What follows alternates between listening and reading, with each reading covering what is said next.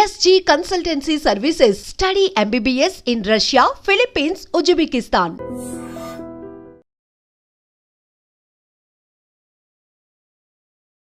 మీరు గతంలో చెప్పారు హైదరాబాద్ మీద డిపెండెన్సీ పెరిగిపోతుంది, హైదరాబాద్ని మించింది అనేది. అవి లెక్కలు కూడా చాలా క్లియర్గా అదే రివీల్ చేశాయి సార్. సో హైదరాబాద్ ఎందుకంత ఒక బ్రాండ్ ఇమేజ్ పెరిగిందా? హైదరాబాద్ అనగానే మహానగరం, మనకు బ్రెడ్ అండ్ బటర్ ఇస్తుంది అనే ఒక ఆలోచన ఏంటి? ఒకటి ఏమిటంటే, గత 30 ఏళ్ళుగా చంద్రబాబు నాయుడు గారి దగ్గర నుంచి ముఖ్యమంత్రిగా ఏ పార్టీ ప్రభుత్వం ఉన్నా, ఎవరు ముఖ్యమంత్రి అయినా కూడా చంద్రబాబు నాయుడు గారు కావచ్చు, రాజశేఖర రెడ్డి గారు కావచ్చు, తర్వాత వచ్చినటువంటి కిరణ్ కుమార్ రెడ్డి గారు కావచ్చు, మరి ఆ తర్వాత వచ్చినటువంటి టీఆర్ఎస్ కేసీఆర్ గారు కావచ్చు, ఇప్పుడు కావచ్చు, ఖచ్చితంగా హైదరాబాద్ నగరంలో చాలా గౌరవప్రదమైన స్థాయిలో, అంటే మన దేశం పరిస్థితుల్లో పోల్చినట్లయితే మంచి ప్రమాణాల సదుపాయాలు కల్పించడంలో కృషి చేశారు. సహజంగా బ్రాండ్ ఇమేజ్ పెరుగుతుంది, మనంతా గర్వపడుతున్నాం. ఇంకా అంతర్జాతీయ ప్రమాణాల నగరం ఒకటి ఉన్నట్టయితే, ఒక గ్రీన్ ఫీల్డ్ సిటీ ఉన్నట్టయితే, హైదరాబాద్ పేరుకి హైదరాబాద్ అంటాం, కానీ కొత్తగా డెవలప్మెంట్ అంతా గ్రీన్ ఫీల్డ్ డెవలప్మెంట్ ఇది. దానివల్ల మనకు బ్రాండ్ పెరిగింది, ఎకానమీ పెరుగుతుంది, ఉద్యోగాల కల్పన జరుగుతుంది. కానీ సమస్య ఏంటంటే, ఒకే నగరమే ఆధారపడితే 90% మంది ప్రజలు అసంఘటిత రంగంలో తక్కువ స్కిల్స్తో, తక్కువ ఆదాయంతో ఉన్నారు. బాగా ఎక్కువ స్కిల్ ఉందనుకోండి, మీరు యూనివర్సిటీ ప్రొఫెసర్గా ఉన్నారు, ఒక సైంటిస్ట్గా ఉన్నారు, ఒక ఫిల్మ్లో టాప్ రేట్ యాక్టర్గా ఉన్నారు, డైరెక్టర్గా ఉన్నారు, అప్పుడు హైదరాబాద్ అవసరం, మహానగరాలు అవసరం. కానీ తక్కువ ఆదాయంతో, తక్కువ నైపుణ్యంతో చేసే పనులకి మహానగరం ఎందుకు రావాలి? పాపం రెక్కాడితే డొక్కాడిన వాళ్ళు బతుకు దుర్భరం అవుతుంది వాళ్ళకి. ఇక్కడ ఒంటరి జీవితం, కుటుంబంతో ఉండలేరు, మరి ఉండడానికి సరైన నిలవ నీడ ఉండదు, ఎక్కడో చోట 10 మందితో కలిసి ఉంటారు. ప్రయాణం అటు ఇటు పనిచేసే చోటుకి వెళ్ళటం రావటం, ప్రయాణం అంతా హైరాన్ అయిపోతుంది మనకి. మీరు అక్కడి నుంచి ఇక్కడ రావాలంటే చూస్తున్నాం కదా ట్రాఫిక్ ఎట్లా ఉంటుందో. ఒక్కరోజు కనుక మరి పని ఆగిపోతే బస్సులు ఉండాలి, చిన్న జబ్బు చేస్తే ఆలనా పాలన ఒంటరిగా ఉంటారు కాబట్టి పట్టించుకునే వాళ్ళు లేడు, సంక్షోభం, జీవితం నరకం అనిపిస్తున్నారు, నగరాలు రద్దీ అయిపోతున్నాయి. కాబట్టి హైదరాబాద్ నగరాన్ని గౌరవపడదాం, పెంచుదాం. కానీ 100కి 60-70 మంది గ్రామ ప్రాంతాల్లో ఉన్న దేశంలో ఆ గ్రామాల నుంచి ప్రతి వాళ్ళు హైదరాబాద్కి పోకపోతే బతుకు తెరువు లేదన్న పరిస్థితి కాకుండా, స్థానికంగా చిన్న పట్టణాలు వచ్చినట్టయితే, ఈవేళ మనకి అన్ని చోట్ల టెలివిజన్ ఉంది, కరెంట్ ఉన్నది, మొబైల్ ఫోన్లు ఉన్నాయి, డిజిటల్ టెక్నాలజీ, కంప్యూటర్లు ఉన్నాయి.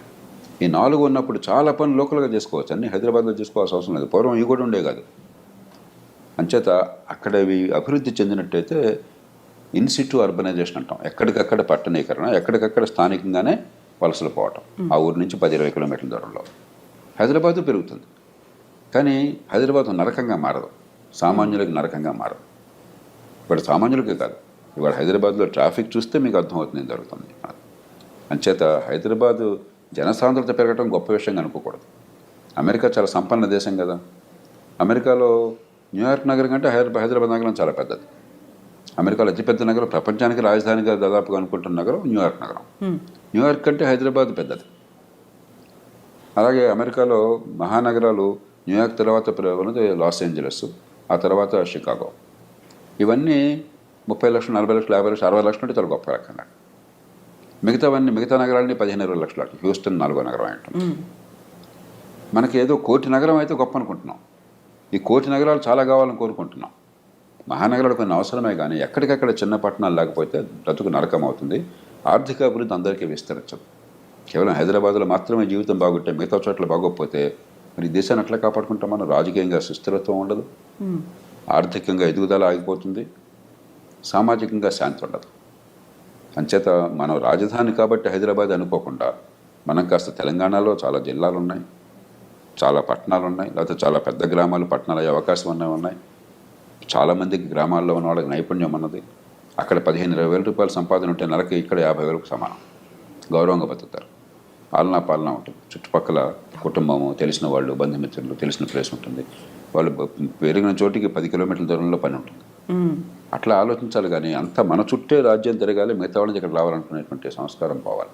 సో హైదరాబాద్ బ్రాండ్ ఇమేజ్ చూసే పెట్టుబడులు వస్తున్నాయి. హైదరాబాద్ బ్రాండ్ ఇమేజ్కు తగ్గట్టుగా చుట్టూ పరిశ్రమలు కావచ్చు, ఇక్కడ మెట్రో రైలు కావచ్చు, ఔటర్ రింగ్ రోడ్ కావచ్చు, హైదరాబాద్ విస్తరిస్తోంది, దానికి తగ్గట్టుగా అన్ని వసతులు కల్పిస్తున్నామని చెప్తున్నారు. ఎట్ ద సేమ్ టైం దాదాపు 1 కోటి వాహనాలు ఉన్నాయి అంటే వీ కెన్ ఇమాజిన్ ప్రజలతో పోటీ పడుతున్నటువంటి వాహనాలు, జనసాంద్రత పెరిగినట్టుగానే వాహనాల సంఖ్య. ఒక వాహనం ఉంది ఇప్పుడు ఏమైందంటే ఇప్పుడు ఈవేళ దేశం మొత్తంలో లెక్కలు ఏం చెప్తున్నాయంటే మీకు బాటమ్ క్వింటల్ అంటే దిగువ 20% జనాభాలో కూడా మనకి 50% కుటుంబాలకు ఏదో వాహనం ఉంది. ఇక మిగతా కుటుంబాలు ప్రతి ఒక్కళ్ళకి కుటుంబానికి 1, 2, 3 వాహనాలు ఉన్నాయి. కొన్ని కుటుంబాల్లో అయితే మనిషికి 1 కంటే ఎక్కువగా వాహనాలు ఉన్నాయి. మరి ప్రతి ఒక్కళ్ళకి వాహనం ఉండి మనం ఎంత గొప్పగా ఉందంటున్నా కూడా అంతర్జాతీయ ప్రమాణాలతో మన ఇన్ఫ్రాస్ట్రక్చర్ దిగుడిపోయి ఒక లండన్ లాగా, ఒక ప్యారిస్ లాగా, ఒక న్యూయార్క్ లాగా, ఒక షికాగో లాగా మన ఇన్ఫ్రాస్ట్రక్చర్ ఉండదు కదా, మనం ఆ స్థాయికి వెళ్ళలేదు కదా, అది లేదు. 2, మనం ట్రాఫిక్ రూల్స్ పాటించము, ఏదో ఇష్టం వచ్చినట్టు పోవడం అలవాటు అయిపోతుంది. నరకంగా ఏమవుతుంది? కాబట్టి మనం జనాభా పెరగటము, జనసాంద్రత పెరగటం గొప్పగా అనుకోకూడదు, అది బలహీనతగా అనుకోవాలి. అంటే బతుకు తెరివి ఇంకో చోట లేక గతి లేక అందరూ నిరుపేదలు కూడా వచ్చే పరిస్థితి మనం కల్పిస్తున్నాం. వాళ్ళ జీవితం దుర్భరం చేస్తున్నాం, నగరాలు నరకం చేస్తున్నాం. కాబట్టి నగరాలు పెరగాల, నగరాల్లో చేసే పని స్థాయి వేరు. కానీ అల్పాదాయ వర్గాలకి, తక్కువ నైపుణ్యం ఉన్న వాళ్ళకి, తక్కువ ఆదాయంతో గౌరవంగా బతకడానికి, కుటుంబాల దగ్గర ఉండే ఏర్పాటు చేయడానికి అక్కడ ఆర్థికంగా పెరిగే ఏర్పాట్లు మనం చేయాలి. ఈ 2 ఏకకాలంలో సాధించాలి. మనకు అసలు దృష్టి పోయింది. అంతా మహానగరమే, హైదరాబాదే.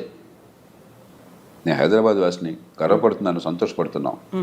ఇక్కడ పొరపాట్లు చాలా ఉన్నాయి, ఈ పొరపాట్లు సవరిద్దాం. కానీ అక్కడ కూడా పెరిగే అవకాశం కల్పిద్దాం.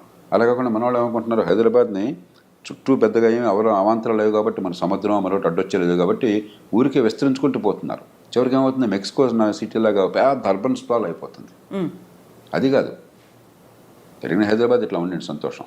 కానీ ఎక్కడికక్కడ స్థానికంగా ఆర్థిక కేంద్రాలు వచ్చే ఏర్పాటు చేయండి. అప్పుడేమవుతుందంటే గార్మెంట్ సెక్టర్ కావచ్చు, బట్టల తయారీ, లేకపోతే మీకు లెదర్ సెక్టర్ కావచ్చు, లేదంటే ఎలక్ట్రానిక్స్ చిన్న గూడ్స్ కావచ్చు, టాయ్స్ కావచ్చు. అంటే ఇవన్నీ పెద్ద వాల్యూ ఎడిషన్ లేకుండా, పెద్ద నైపుణ్యం అవసరం లేకుండా దేశానికి విదేశీ మార్గ ద్రవ్యం అనిపిస్తుంది, ఉత్పత్తి వస్తుంది, కానీ పేదలకు ఆదాయం దొరుకుతుంది, గౌరవప్రదమైన ఆదాయం దొరుకుతుంది. ఆ రకమైన ఇమాజినేషన్ లేకుండా ఎంతసేపటికి ఆర్టిఫిషియల్ ఇంటెలిజెన్సు లేకపోతే బ్లాక్ చైన్ టెక్నాలజీస్ ఇవే వద్దని అంటలా, అవన్నీ కావాలి. కానీ దాంతోనే ఈ దేశాన్ని మనం మార్చలేం, ఈ బెదరికాన్ని తొలగించలేం. సో ఫ్లైఓవర్లు కావచ్చు, మెట్రో రైల్ కావచ్చు, ఔటర్ రింగ్ రోడ్ కావచ్చు, ఇవన్నీ కూడా హైదరాబాద్ కేంద్రంగా హెచ్ఎండిఏ కూడా ఆలోచిస్తోంది ఎలా విస్తరణకు తగ్గట్టుగా మెరుగైనటువంటి వసతులు. సరే, ఇప్పుడు జనసాంద్రతల్లో ఢిల్లీని మించిపోయింది, కాలుష్యంలో బెంగళూరుని మించిపోతుందా, లేకపోతే ట్రాఫిక్ జాముల్లో మించిపోతుందా, ఢిల్లీ, బెంగళూరు వీటితో పోటీ పడుతుందా అనుకున్నప్పుడు ప్రత్యామ్నాయాలు ఎలా ఆలోచించాలంటారు సార్? ట్రాఫిక్ విషయం ఒకటి ముఖ్యమైనది మీరు చెప్పారు. ఇప్పుడు ఈ మధ్యకాలంలో బెంగళూరు గురించి అందరూ చెప్తున్నారు ట్రాఫిక్ అధ్వానంగా ఉంటున్నాను. మనం బెంగళూరుతో చాలా తీవ్రంగా పోటీ పడుతున్నాం. నేను ఖచ్చితంగా మరి చెప్పాను. ఈ మధ్య 2-3 సార్లు నేను బెంగళూరు వెళ్ళాను, ఎలా ఉందో నాకు తెలుసు. మనకి హైదరాబాద్ దాదాపు ఆ స్థాయికి వచ్చేస్తాం. ఎందుకంటే వాహనాలు పెరిగినప్పుడు మనం ఏం చేయలేం. ప్రపంచం అంతా అనుభవం ఏం తెలియదంటే, మీరు ఎన్ని ఫ్లైఓవర్లు కట్టినా అది కట్టొద్దని అంటలా, కట్టాలి. ఎంత రోడ్లు విస్తరణ చేసినా కూడా పబ్లిక్ ట్రాన్స్పోర్ట్ లేకుండా, మంచి క్వాలిటీ పబ్లిక్ ట్రాన్స్పోర్ట్, మెట్రో కావచ్చు, ఆర్టీసీ కావచ్చు, ఎంఎంటీసీ కావచ్చు, ప్రైవేట్ ట్రాన్స్పోర్ట్లు కావచ్చు, ఇవన్నీ లేకుండా, అవన్నీ ఇంటిగ్రేట్ చేయకుండా, సమన్వయం లేకుండా, కుడి చేయడానికి సంబంధం లేకుండా నడుస్తున్నాయనుకోండి, మీరు ఏ తలకిందులుగా తపస్సు చేసినా కూడా రద్దీని ఆపలేరు. అమెరికా కంటే గొప్ప ఇన్ఫ్రాస్ట్రక్చర్, అమెరికా కంటే పెద్ద రోడ్లు మనకు రావు. అమెరికాలో చూస్తే మీకు కనిపిస్తుంది ట్రాఫిక్ అంత నరకమా, ఎందుకంటే అక్కడ పబ్లిక్ ట్రాన్స్పోర్ట్ పెద్దగా ఉండదు, కొన్ని సిటీస్లో తప్ప. కాబట్టి క్వాలిటీ పబ్లిక్ ట్రాన్స్పోర్టు, అది కూడా అన్ని రకాల మల్టీ మోడల్ ట్రాన్స్పోర్ట్ని సమన్వయం చేయాలి. ఒకే ఒక టికెట్తో అందరూ ఒకే అథారిటీ కింద నడుస్తూ లాస్ట్ మైల్ కనెక్టివిటీ అంటాం. మా ఇంటికి సుఖంగా వెళ్ళే ఏర్పాటు కావాలి. మనకేమవుతుంది, ఇప్పుడు చూడండి, చాలా గర్వించదగ్గ మెట్రో నిర్మాణం జరిగింది. ఎల్ఎన్టీ ప్రైవేట్ సెక్టర్ వచ్చింది ఇక్కడికి, దాదాపు 70 కిలోమీటర్లు జరిగింది. ఇంకో 70-60 కిలోమీటర్లు చేస్తామంటున్నారు. మనకి వాడు 20,000 కోట్ల పైన ఖర్చు అయింది. వాళ్ళ పరిస్థితి ఏంటి, ఆ మెట్రో మీద పెట్టిన ఖర్చుల మీద వడ్డీ రావట్లా. రోజుకు 2 కోట్ల రూపాయలు వాళ్ళకి ఆదాయం వస్తుంటే నడపగలుగుతున్నారు. ఆపరేషనల్ కాస్ట్ అంటే అది వరకు కవర్ అయిపోతాం కంఫర్టబుల్గా. కానీ వడ్డీ రోజుకు 4 కోట్ల రూపాయలు అంతే. ఎప్పుడైతే వడ్డీ కూడా వాళ్ళు పెట్టిన ఖర్చుకి పోయినా, పెట్టుబడి పోగా వడ్డీ కూడా కష్టపడాల్సి వస్తుందో, ఎల్ఎన్టీ నిధుల నుంచి ఇవ్వాల్సి వస్తుందో, వాళ్ళకి కొత్తగా ఏం చేయాలని కోరిక కనిపించట్లా. నిజంగా మరి ఏమవుతుంది, ఇంత ఖర్చు పెట్టాము, దాంతో ఈ లాభాలు ఆర్జించే పని, చివరికి ఆ డబ్బంతా మనకు పోయిందని చెప్పిన బాధ కలుగుతుంది ప్రైవేట్ కంపెనీకి. ఈవేళ విపరీతంగా రద్దీతో మెట్రో నడుస్తాం. చాలా లైన్స్ మీరు ఎవరైనా మెట్రోలో వెళ్ళామని కనుక్కోండి, విపరీతం రద్దీతో. ఇటీవల కాలం దాకా, కొన్ని నెలల క్రితం దాకా గంటకోటి నడిచేది. ఏమిటాయి అని చెప్పంటే కుట్రప్రాణాలాగా మనం యుద్ధం కోల్పోయినట్టుగా ఇన్ని వేల కోట్లు ఖర్చు పెట్టిన తర్వాత ఆ మెట్రో రైలుకి కావాల్సిన రైలు కోచెస్ కొనడానికి డబ్బులు లేక, ఆ 50-100 కోట్లు ఖర్చు పెట్టడానికి డబ్బులు లేక, దానికి రైల్వే వాళ్ళతో సంప్రదించి మాకు కొంచెం లీజ్ మీద ఉండని వాళ్ళు బతిమాలే పరిస్థితి వచ్చింది. ఆలస్యమైంది. ప్రస్తుతం 15 నిమిషాలకు ఒకసారి నడుస్తుంది. ప్రపంచంలో చాలా చోట్ల నిమిషానికి ఒకసారి నడుపుతారు. మీకు బాగా రద్దీ ఉందంటే డిమాండ్ ఉంది కదా, డిమాండ్ ఉన్నప్పుడు మీరు ఫ్రీక్వెన్సీ పెంచాలి కదా. ఆల్రెడీ మొత్తం మీరు ట్రాక్ అంతా నిర్మాణం చేశారు కదా. నిర్మాణం చేసినప్పుడు నిమిషానికి ఒక రైలు వెళ్ళినా 20 నిమిషాలకు ఒక రైలు వెళ్ళినా కూడా ఇన్ఫ్రాస్ట్రక్చర్లో తేడా లేదు. మీకు కావాల్సిందల్లా ఈ కోచెస్, ఈ ట్రైన్స్ కావాలంతే. నెంబర్ పెంచాలి. వారిని అడిగితే వాళ్ళు ఏం చెప్తున్నారు, ఇప్పుడు మాకు ఒక 10 ట్రైన్స్ అదనంగా ఉంటే 13-30 కోచెస్, ఒక్కొక్క కోచ్కి 10 కోట్లు అవుతుంది. 300 కోట్ల రూపాయలు ఉంటే ఎంత ఫ్రీక్వెన్సీ కావాలని వేస్తాం. 300 కోట్లు లేక 24,000 కోట్లు ఖర్చు పెట్టిన తర్వాత కేవలం 300 కోట్లు లేక నగర అవసరం తీరట్లా. చిన్న ఉదాహరణ చెప్తాను. ప్రైవేట్ కంపెనీ పాపం వాళ్ళు ఇప్పటికే డబ్బు తెలంగాణ కోసం, హైదరాబాద్ కోసం వాళ్ళు ఖర్చు పెట్టారు, వాళ్ళు బాధ వాడుకుంటారు. గవర్నమెంట్ దాని గురించి పట్టించుకోవట్లేదు.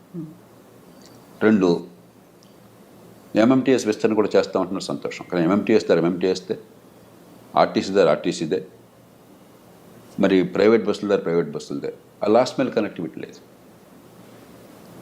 మీరు లాస్ట్ మైల్ కనెక్టివిటీ వచ్చేట్టుగా చేసి 4ని సమన్వయం చేసి ఒకే పెట్టారనుకోండి, ఫ్రీక్వెన్సీ జనానికి ఎంత అవసరమైతే అంత మీరు ఖరీదైన మనుషులకు కూడా నమ్మదగ్గ ట్రాన్స్పోర్ట్ సిస్టమ్ ఉందనుకోండి. మీరు లండన్ వెళితే, ప్యారిస్ వెళితే మీరు పబ్లిక్ ట్రాన్స్పోర్టే వాడతారు 199 మంది. అది వాడకపోతే మూర్ఖులం మనం, చాలా కష్టపడాల్సి వస్తుంది. అలా ఆ రకంగా ఏర్పాటు చేశారనుకోండి సౌకర్యవంతంగా. మా ఇంటి నుంచి అక్కడికి వెళ్ళడానికి కావాలంటే బస్సు ఏదో ఉంటుంది, దగ్గర అయితే నడిచి వెళ్తాను నేను. అక్కడి నుంచి నాకు బస్సు ఎక్కినా, లేకపోతే ఎంఎంటీఎస్ ఎక్కినా, లేకపోతే మెట్రో ఎక్కినా కూడా ఒకటే టికెట్. అన్నీ మంచి ప్రమాణాలతో ఉంటాయి, కంఫర్టబుల్గా. వేసవికాలం ఉందనుకోండి తగ్గ ఎయిర్ కండిషన్ బస్సు ఉంటుంది. అలాగే ఎంఎంటీఎస్ కూడా ఇంప్రూవ్ చేస్తాం. ఇలా చేసామనుకోండి, ఆ కొద్దిపాటి ఏర్పాట్లు చేసామనుకోండి, 190 మంది దాన్ని వాడతారు సంతోషంగా. ఇప్పుడు నేను కొన్ని సందర్భాలు వాడాలనుకున్నా కూడా ఈ అసౌకర్యం భరించలేక కారు వెళ్ళాల్సి వస్తుంది. మనం కూడా రద్దీలో భాగం అయిపోయినాం. కాబట్టి పబ్లిక్ ట్రాన్స్పోర్ట్ని మనం సమగ్రంగా ఆలోచించి ఏర్పాటు చేయకుండా గుడ్డెద్దు చేలోబట్టట్టు చేస్తే ఖర్చు కనిపిస్తుంది, గ్లామర్ కనిపిస్తుంది, కానీ ఫలితం రాదు. 400 కోట్ల రూపాయలు ఒక్కొక్క కిలోమీటర్కి అవుతుంది, మనం గుర్తించాలి. కనీసం 200 కోట్లు అవుతుంది, సగటున 300-400 కోట్ల రూపాయలు అవుతుంది మెట్రో నిర్మాణం. అంటే ఆషామాషి. అంటే ఒక్క గజం మెట్రో వేయడానికి ఒక గజం 40 లక్షలు అవుతుంది. ఈ సమాజం ఖర్చు పెడుతుంది. అది ప్రైవేట్ వాళ్ళు పెట్టినా, ప్రైవేట్ వాళ్ళు పెట్టరు. ఒక మెట్రో ఎలాంటి వాళ్ళు పెట్టారు, ఇంకా మళ్ళీ ఎవరు రారు, ప్రభుత్వమే పెట్టాలి. బ్యాంకులు అప్పు వచ్చినా మన దేశం డబ్బు, మన ప్రజల డబ్బు. 40 లక్షలు ఒక్క గజానికి. కాబట్టి దాన్ని సమగ్రంగా, సంపూర్ణంగా, సంపూర్ణం అందరినీ కలిపి వినియోగించకపోతే అసలు ఈ రవాణా విషయంలో నగరాలు నరకమైపోతాయి. నేను బయటికి సాధారణంగా వెళ్ళను, ఎందుకంటే నేను పనిచేసేది, నేను ఉండేది ఒకే కాంప్లెక్స్లో ఉంది. కానీ ఇప్పుడు బయటికి వెళితే వెళ్ళిన ప్రతిసారి నరకమే. నాకు ఎందుకు వచ్చాను బాబు బయటకు అనిపిస్తుంది. అలా ఉండాల్సిన అవసరం లేదు. మనకు వచ్చి గౌరవప్రదమైన జీవితం. యూరోప్ వెళ్తే మీరు ఎక్కడికి వెళ్ళినా కూడా అక్కడ చక్కని ప్రమాణాల public transport, multi modal transport కనెక్టివిటీతో ఉంటుంది. హాయిగా పౌరుడికి హాయిగా వెళ్తే మొత్తం ఈ మొత్తం ఎందుకు, మన ప్రజల జీవితాలు సాఫీగా నడవాలి. ఒకసారి నేను సోల్ వెళ్తే, దక్షిణ కొరియా రాజధానికి, పొద్దున్నే తెల్లవారుజామున నేను ప్రయాణం చేయాల్సి వచ్చింది. బయట బాగా చలిగా ఉంది. నేనేమో అలవాటు లేక ఏదో మామూలు బట్టలు, కోట్ ఉంది, కానీ చలికి తట్టుకునే బట్టలు లేవు. 5 గంటలకి బస్ తీసుకోవాలి నేను ఉన్న హోటల్ నుంచి. 8 గంటలకి ఎందుకో ఫ్లైట్ ఉన్నది. నేను వాళ్ళని అడిగాను, బస్సు ఎన్ని గంటలకి ఎక్కొచ్చాయా అని. కరెక్ట్గా 5 గంటలకు రండి సార్ అన్నాడు. నాకు మరి బయట చల్లు నుంచోవడం కష్టం, బయట ఎక్కువసేపు నుంచోకుండా వెళ్ళాలంటే ఏం చేయాలి? ఒక గడియారం చూడండి, 30 సెకండ్ల ముందు బయటకు వెళ్ళండి, చూడండి 30 సెకండ్ల ముందు బయటకు వెళ్ళండి, బస్సు అందుకుంటారన్నాడు. సెకండ్తో సహా కరెక్ట్గా వస్తుంటాను. పొరపాటున మిస్ అయ్యాను అనుకో ఏమవుతుందన్నాడు. ఏం పర్లేదు, ఇంకో 15 నిమిషాల్లో మళ్ళీ బస్సు వస్తున్నాడు. నిజంగా అదంతా కరెక్ట్, నేను చూశాను. అంటే మీకు ఎంత హాయిగా ఉంది, ఎంత కన్వీనియంట్గా ఉంది. స్ట్రెస్ లేకుండా, భయం లేకుండా, కంగారు లేకుండా, హార్ట్ అటాక్ లేకుండా ఎంత హాయిగా ఉంది. అది జీవితం. ట్రాఫిక్ జామ్లో లేట్ అవుతుందేమో అంటే పౌరుడి సౌకర్యాలు పెంచాలి. మన పరిపాలన అంటే, మన వనరులు ఖర్చు పెట్టడం అంటే, జాతి వనరులు, పౌరుడి జీవితం ప్రశాంతంగా, సుఖప్రదంగా, ఉత్పాదకత ఉండేట్టుగా, మనసు చికాకులు లేకుండా ఉండాలి. అది లేని ప్రభుత్వాలు కాదు, అది చేయలేని ప్రభుత్వాలు. అసలు మర్చిపోయాం మనం. మనంతా ఆర్భాటం, హడావిడి, గొడవలు, గందరగోళాలు తప్పితే పౌరుడి జీవితం ప్రశాంతంగా ఉండడం, పన్ను కట్టే వాళ్ళ బతుకుని హాయిగా ఉంచడం, అసౌకర్యం లేకుండా చేయటం, వాళ్ళ పని వాళ్ళు హాయిగా పోయినట్టు చేయటం, ప్రభుత్వం పత్రం మర్చిపోయారు. డబ్బులు మాత్రం ఖర్చు పెడుతున్నాం ఉత్సాహంగా. ఇప్పుడు మెట్రో చూడండి, ఈ మధ్య ప్రకటించారు, మళ్ళీ ఇంకో 30,000 కోట్లు 20,000 కోట్లు వేస్తారు. మీరు చూడండి, ఇప్పుడు ప్రకటించారు కదా, ఎయిర్పోర్ట్ దాకా ఒకటి, మరొకటి మేడ్చల్ వరకు ఉంటుంది. ఇవన్నీ కలిపితే మళ్ళీ ఇంకొక 25,000 కోట్లు అవుతుంది. ఇంకా అంచనాలు వచ్చినట్లేవు, బట్ నేను ఇక్కడ కూర్చొని చెప్పగలను అన్నమాట. ఇంత ఆర్భాటంగా చేశాము, ఫలితం రాకపోతే ఉపయోగం ఏంటి? ఇంత మెట్రో వచ్చినప్పుడు మనలో 190 మంది కార్లు అవసరం లేకుండా మెట్రోని మిగతా వాటిని ఉపయోగించిన ఏర్పాటు మీరు చేశారనుకోండి, అప్పుడు ఇవన్నీ ఫలవంతమైనవి. లేకపోతే ఊరికే డ్రామా కోసం చేస్తున్నాం. Yes sir, thank you so much sir, thank you.